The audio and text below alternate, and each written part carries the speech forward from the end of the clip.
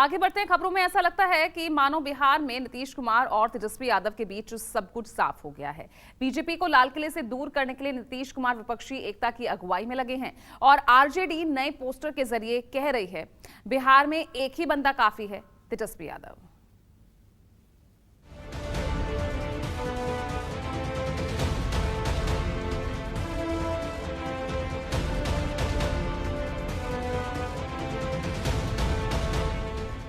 तेजस्वी जी को आज लॉलीपॉप दिए हुए हैं। मैं कहता हूं दावे के साथ कि तेजस्वी को मुख्यमंत्री नहीं बनावेंगे वो, और हो सकता है एक ऐसा समय कि देख लीजिएगा कि वो एनडीए के साथ चले जाएंगे और तेजस्वी जी को अंगूठा दिखला देंगे। पटना में लगे ये पोस्टर जीतन राम मांझी के दावों को झुठला रहे हैं। सोशल मीडिया पर वायरल हो रहे तेजस्वी के इन पोस्टर्स का इशारा यही है कि तेजस्वी ने अनऑफिशियली बिहार की कमान अपने हाथों में ले ली है।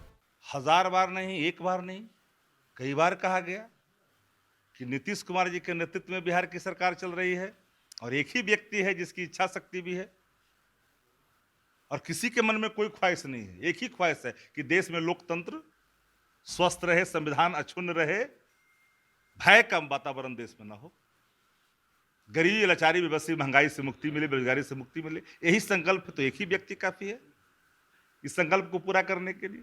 2024 के चुनाव के लिए विपक्षी दलों को एकजुट करने की मुहिम में लगे नीतीश कुमार का कद अब देश की राजनीति में बहुत बढ़ गया है। 23 जून को पटना में होने वाली विपक्षी बैठक को कामयाब बनाने की कोशिश में लगे नीतीश मंगलवार को चेन्नई में तमिलनाडु के मुख्यमंत्री से मुलाकात करेंगे ताकि 23 जून को 18 पार्टियों की बैठक में भविष्य की रणनीति का ऐलान हो सके।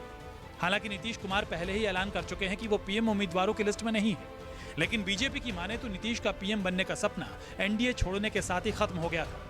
अधिकाधिक विपक्षी दल जब बिहार में एकजुट हो रहे हैं, जो बिहार मॉडल के अनुकूल काम देश राष्ट्रीय स्तर विमर्श की स्थिति बनी है, तो ये निश्चित रूप से, और जो बेचैनी है भारतीय जनता पार्टी की, माने बेचैनी का आलम यह है कि ज्यों ही यह मीटिंग खत्म हो रही है त्यों ही राष्ट्रीय अध्यक्ष बीजेपी के और आदरणीय गृह मंत्री अमित शाह जी को बिहार बार बार आना पड़ रहा है। इसका मतलब इसके गहरे असर दिखाई पड़ रहे हैं। बिहार में विपक्षी दल कुछ भी कर लें, कुछ हासिल नहीं होगा।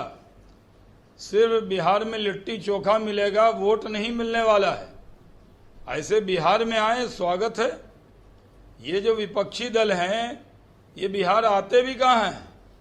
राहुल गांधी कई साल से नहीं आए, अखिलेश जी कई साल से नहीं आए, केजरीवाल जी कई साल से नहीं आए, ममता दीदी आती नहीं है। तो चुनाव का वक्त है तो आए जरा बिहार में हमारे व्यंजन का स्वाद लें। हमसे तो अलग सिर्फ इसलिए हुए थे कि उनको प्रधानमंत्री का सपना दिखाया गया और महागठबंधन के लोगों ने दिल्ली से फरमान जारी किया कांग्रेस ने कि जब तक आप ये घोषणा नहीं करेंगे कि हम प्रधानमंत्री के उम्मीदवार नहीं हैं तब तक हम पटना आएंगे ही नहीं। और आज तो कल उनको स्टेलिन के पास जाना है, स्टेलिन भी नहीं आने वाले थे, अब ये स्टेलिन के पास जा रहे हैं तमिलनाडु और उनको मनाकर पटना लाएंगे कि आप चलिए। सबसे पहले लालू और तेजस्वी की पार्टी आरजेडी के प्रदेश अध्यक्ष जगदानंद सिंह ने बयान दिया था कि 2023 में नीतीश कुमार देश की राजनीति में जाएंगे और बिहार की कमान तेजस्वी के हाथों में होगी। उस वक्त जेडीयू के नेताओं ने ही जगदानंद सिंह के बयान का जोरदार विरोध किया था, लेकिन रफ्ता रफ्ता बिहार की राजनीति उसी राह पर बढ़ती चली गई। जेडीयू और आरजेडी के बीच की डील का असर जमीन पर दिखने लगा। बिहार की राजनीति में लगता है सब कुछ स्पष्ट हो चुका है। जिस तरह से नीतीश कुमार विपक्षी एकता की अगुवाई कर रहे हैं उससे स्पष्ट है आने वाले समय में नीतीश कुमार दिल्ली का रुख करने वाले हैं। दूसरी तरफ मानो ऐसा लगता है कि तेजस्वी यादव ने बिहार की बागडोर अपने हाथों में ले रखी है। तभी तो आरजेडी कह रही है एक बंदा ही काफी है, तेजस्वी यादव। कैमरामैन ऋषि के साथ सौरभ कुमार, पटना, न्यूज़ 24। और वहीं अगर हम बिहार की बात करें तो यहां अब स्नातक कोर्स को लेकर तकरार शुरू हो गई है। राजभवन और सरकार के बीच अब टकराव हो गया है। शिक्षा विभाग ने राज्यपाल को चिट्ठी लिखकर 4 साल वाले स्नातक कोर्स पर पुनर्विचार करने की अपील की है। राज्य सरकार का कहना है कि अभी 3 साल वाले कोर्स के लिए ही शिक्षक और इंफ्रास्ट्रक्चर की कमी है, तो वहीं कोर्स पीछे भी चल रहा है। ऐसे में भी 4 साल का डिग्री कोर्स शुरू करना सही नहीं होगा। सत्र की जो स्थिति है इस सब को ध्यान में रखते हुए अभी तत्काल इस तरह के राष्ट्रीय नीति को बिहार लागू करने में पूरी तरह से सक्षम नहीं है। बिहार सरकार को 3 साल की जगह 4 साल का स्नातक कोर्स गवारा नहीं हुआ। राज्य के शिक्षा महकमे ने सीबीएसई आधारित ग्रेजुएशन कोर्स को अनफिट बता दिया। क्रेडिट सेमेस्टर पर राज्य सरकार और राजभवन में तकरार शुरू हो गई। राजभवन सूत्रों के मुताबिक सिलेबस में बदलाव जरूरी था। हालांकि राज्य सरकार का कहना है कि बिहार के विश्वविद्यालयों में इंफ्रास्ट्रक्चर और शिक्षकों की कमी के कारण 3 साल वाले स्नातक कोर्स की पढ़ाई भी काफी पीछे चल रही है। लिहाजा ऐसे में अभी 4 साल का कोर्स शुरू करना संभव नहीं। शिक्षा विभाग के अपर मुख्य सचिव के पाठक ने राजभवन को चिट्ठी लिखकर इस पर पुनर्विचार के लिए भी कह दिया, लेकिन बीजेपी इसे अड़ंगा डालने की राजनीति बता रही है। हमारे पास आधारभूत संरचनाओं की जो स्थिति है, शिक्षकों कर्मचारियों के अभाव की जो स्थिति है, विलंबित सत्र की जो स्थिति है, इस सब को ध्यान में रखते हुए अभी तत्काल इस तरह के राष्ट्रीय नीति को बिहार लागू करने में पूरी तरह से सक्षम नहीं है और इसलिए हम आने वाले वर्ष में इस तरह की नीति पर बिहार सरकार विचार करेगी। नई शिक्षा नीति के लागू होने में बिहार सरकार बाधा उत्पन्न कर रही है। राज्यपाल द्वारा बिहार में 4 वर्षीय बैचलर्स डिग्री कोर्स लागू करने का जो प्रयास है उसका बिहार सरकार ने विरोध किया है, जो शर्मनाक है। बिहार सरकार ने एक ब्यूरोक्रेट को आगे कर राजनीतिक प्रवक्ता बना दिया है और इसका विरोध कराया है। नीतीश जी जब से मुख्यमंत्री हैं, शिक्षा विभाग अपने पास रखा है उन्होंने, और अपने खास मातहतों को शिक्षा मंत्री बनाकर रखा।